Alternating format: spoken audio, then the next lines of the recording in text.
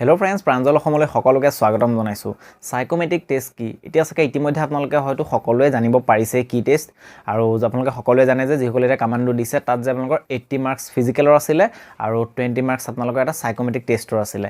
এতিয়া হয়তো সকলোৱে নিশ্চয় জানিব পাৰিছে যে সাইকোমেট্ৰিক টেষ্ট কি হয়, কিন্তু যদি কোনোবাই নাজানে যে সেইসকলক কৈ দিওঁ যে সাইকোমেট্ৰিক টেষ্ট হৈছে সেইটো এটা এনেকুৱা টেষ্ট যিটো আপোনাৰ ব্যক্তিত্ব বা আপোনাৰ মানসিকতাৰ ওপৰত এটা পৰীক্ষা লোৱা হয়। আপুনি কিদৰে চিন্তা কৰে, আপোনাৰ ব্যক্তিত্ব কেনেকুৱা, আপুনি কি ভাবে, সেইবিলাকৰ ওপৰত আপোনাক এটা টেষ্ট লোৱা হয়। তো সেইটোকে সাইকোমেট্ৰিক টেষ্ট কোৱা হয়। সাইকো শব্দটোৰ অৰ্থ আপোনালোকে বুজি পাইছে, যিটো সাইকোলজিৰ লগত ৰিলেটেড হয়। আপোনালোকৰ এক প্ৰকাৰে মেণ্টেলিটি টেষ্ট বুলি ক'ব পাৰি। সেই আপোনালোকৰ সেইটো টেষ্টকে সাইকোমেট্ৰিক টেষ্ট বুলি কোৱা হয়। এতিয়া আপোনালোকে নিশ্চয় গম পাইছে যে সাইকোমেট্ৰিক টেষ্ট কি। এতিয়া বহুতে আপোনালোকে ভাবি আছে সাইকোমেট্ৰিক টেষ্টত কি আহিব। এতিয়া সাইকোমেট্ৰিক টেষ্টত আপোনালোকক প্ৰথম কথা আপোনালোকে জানি লওক যে সেইটো পৰীক্ষা আপোনালোকৰ কোনে ল'ব। সাইকোমেট্ৰিক টেষ্টটো আপোনালোকৰ কিছুমান অফিচাৰ, যেনেকৈ আৰ্মি ৰিলেটেড অফিচাৰ হওক, তেনেকুৱা ধৰণৰ আপোনালোকৰ কিছুমান বাহিনীৰ ডাঙৰ অফিচাৰে ল'ব, আৰু লগতে আপোনালোকৰ ৰিটায়াৰ্ড পুলিচ অফিচাৰ থাকিব। এই কথাটো আপোনালোকৰ যিটো নটিচ, অফিচিয়েল নটিচ আছিলে, এই নটিচখনত আপোনালোকে চাব পাৰে, ইয়াত উল্লেখ আছে। এতিয়া মোক দুইজনে সুধিছিলে যে সাইকোমেট্ৰিক টেষ্টৰ কাৰণে কিবা জেনেৰেল নলেজ বা কিবা পঢ়িব লাগিব নেকি। চাওক, প্ৰথম কথা হৈছে সাইকোমেট্ৰিক টেষ্টটো আপোনাৰ এটা নিজৰ মানসিকতাৰ ওপৰত লোৱা হ'ব বা আপোনাৰ ব্যক্তিত্বৰ ওপৰত লোৱা হ'ব। সেইটো কোনো জেনেৰেল নলেজৰ বিষয় বুলি নহয়।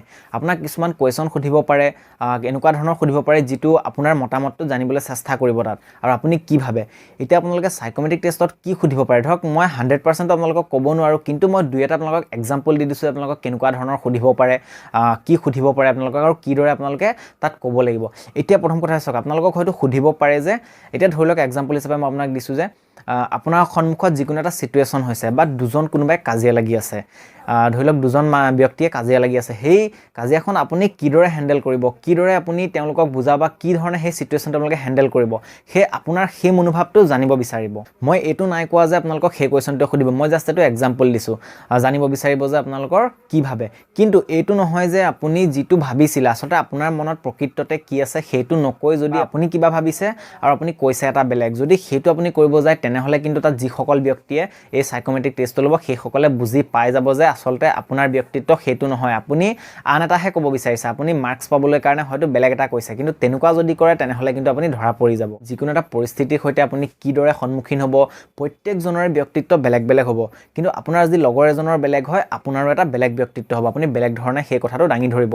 কিন্তু এতিয়া যদি আপুনি ভাবে যে মই লগৰজনে যিটো ক'ব মই সেইটোকে ক'ম, তেনেহ'লে কিন্তু তেওঁলোকে যিসকলে এই সাইকোমেট্ৰিক টেষ্ট ল'ব তেওঁলোকে কিন্তু সেইটো বুজি পাই যাব যে আচলতে আপুনি ক'বলৈ কি বিচাৰিছিলে আৰু কৈছে কি। সেইকাৰণে এইটো ক্ষেত্ৰত আপোনালোকে সাৱধান এইটো হ'ব লাগিব যে যিটো আপুনি মনত ভাবিছে, কাৰণ আপুনি যদি এটা বেলেগ কথা এটা কয়, যিটো আপুনি মনত ভাবিছে সেই কথাটো আপোনালোকে স্পষ্টৰূপে দাঙি ধৰিব পাৰিব। কিন্তু যদি আনৰ কিবা এটা যদি কনচেপ্ট আপুনি ক'বলৈ হয়, তেনেহ'লে কিন্তু তাত অলপমান আপোনালোকৰ খেলি মেলি লাগিব পাৰে। সেইকাৰণে যিটো আপুনি নিজৰ মনেৰে ভাবিছে, আপোনাৰ ব্যক্তিত্ব কেনেকুৱা, আপুনি কিদৰে ভাবিছে, ঠিক সেই কথা এটাত আপোনালোকৰ সাইকোমেট্ৰিক টেষ্টত ক'ব লাগিব। কিন্তু আপুনি যদি আন এটা ক'বলৈ যায়, তেনেহ'লে কিন্তু আপুনি তাত ধৰা পৰিব পাৰে, আৰু তেতিয়া আপোনালোকৰ হয়তো মাৰ্কছ কমি যাব। সেইকাৰণে সাইকোমেট্ৰিক টেষ্টৰ কাৰণে আপোনালোকে নিজকে মানসিকভাৱে ষ্ট্ৰং কৰিব লাগিব, যে আপুনি যিকোনো এটা ছিটুৱেশ্যনত কিদৰে কৰিব। এতিয়া জংঘলৰ কথা, ইয়াত হিল আৰু জংঘলৰ কথা উল্লেখ কৰা হৈছে, যে আপোনালোকে এটা পৰিস্থিতিত কিদৰে খাপ খাব। হয়তো তেনেকুৱা ধৰণৰো কিছুমান কুৱেশ্যন সুধিব পাৰে। মই এইটো কোৱা নাই যে 100% সুধিবই, কিন্তু হয়তো সুধিব পাৰে।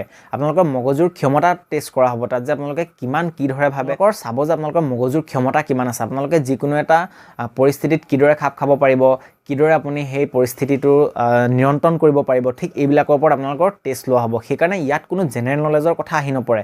ইয়াত আপুনি নিজকে সাজু কৰিব লাগিব যে আপুনি কিদৰে ক'ব, কথা পতা আপোনাৰ এক্সপিৰিয়েঞ্চটো ভাল হ'ব লাগিব। এনেকুৱা নহয় যে আপুনি কিবা এটা আপোনাক সুধিলে তাৰ উত্তৰটো আপুনি ভয় খাই পেলাই বেলেগ এটা দি দিলে, কিন্তু আপুনি ক'ব বিচাৰিছিলে বেলেগ। সেইকাৰণে আপুনি যিটো জানে, আপুনি যিটো ভাবিছে, নিজৰ মনত যিটো বিচাৰ আহিছে যে মই এনেকৈ কৰিলে ভাল হ'ব, যদি সেইটোৱে কয় তেনেহ'লে তেওঁলোকে বুজি পাব যে আপুনি প্ৰকৃত সত্য কথাটো কৈছে। কিন্তু যদি আপুনি বেলেগ এটা, যদি আপুনি সজাই পৰাই যদি নতুনকৈ এটা ক'বলৈ চেষ্টা কৰে, তেনেহ'লে কিন্তু আপুনি ধৰা পৰিব, আৰু তেতিয়া আপুনি তেওঁলোকে গম পাই যাব, যিসকলে এই টেষ্টটো ল'ব, বিশেষজ্ঞসকলে, তেওঁলোকে কিন্তু গম পাই যাব যে আপুনি আচলতে প্ৰকৃততে সেইটো ক'বলৈ বিচৰা নাছিলে, আপুনি ক'ব বিচাৰিছিলে বেলেগ এটা, কিন্তু আপোনালোকে মাৰ্কছৰ কাৰণে বা আপোনালোকে তাক আৰু সজাই পৰাই ক'বলৈ চেষ্টা কৰিছে। সেইকাৰণে তেনেকুৱা নকৰিব।